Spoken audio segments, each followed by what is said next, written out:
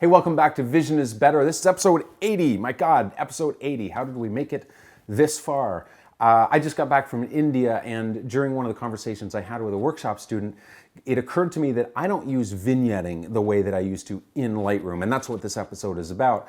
Not only do I not use vignetting the way that I used to in the sense that I'm less heavy-handed with it than I once was, now I want greater control, so I actually don't use the vignetting tool at all. I use Lightroom's Radial filter because it's a much more powerful tool to accomplish the same but much more controlled effect in Lightroom. The next episode that I do is going to talk about the Radial filter as well, but I'm going to talk about using it for dodging and burning, which in effect vignetting is in a sense. So join me in Lightroom, and I'm going to walk you through the way that I use the Radial tool rather than the vignetting tool in Lightroom.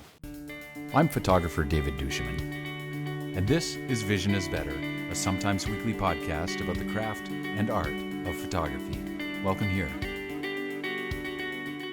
So in the past, there were two simple ways that you could vignette in Lightroom, or for that matter, remove a vignette in Lightroom. One was through the effects panel and using post-crop vignetting, which was very simple. You just simply move this to the negative, or sorry, to the positive, or move it to the negative, and you could darken or lighten the corners, and you could change the midpoint, the roundness, the feather. So you had some basic controls, and that's all well and good, but what if you want more? Could the lens correction panel do that too? You can remove or add vignetting. Well, this you have even less control of your vignetting. However, if you go to the Radial filter and you use that instead, let's say we draw a nice big circle around this guy's face. Right now we've specified that everything outside the circle be affected, and we can darken or lighten that to our satisfaction. However, it goes much further than that. What if I want this offset? What if I want my vignette actually to be quite large and offset so that it's maybe on a third of the frame where, in this case, my center of interest is?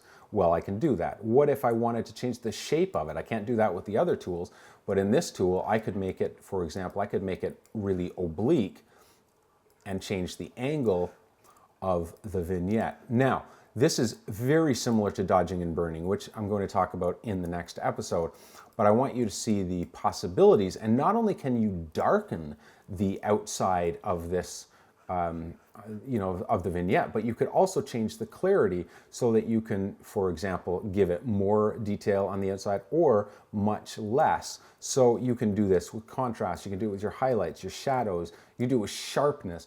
Saturation, God help you if you wanted to do a selective colorization, you could do that as well.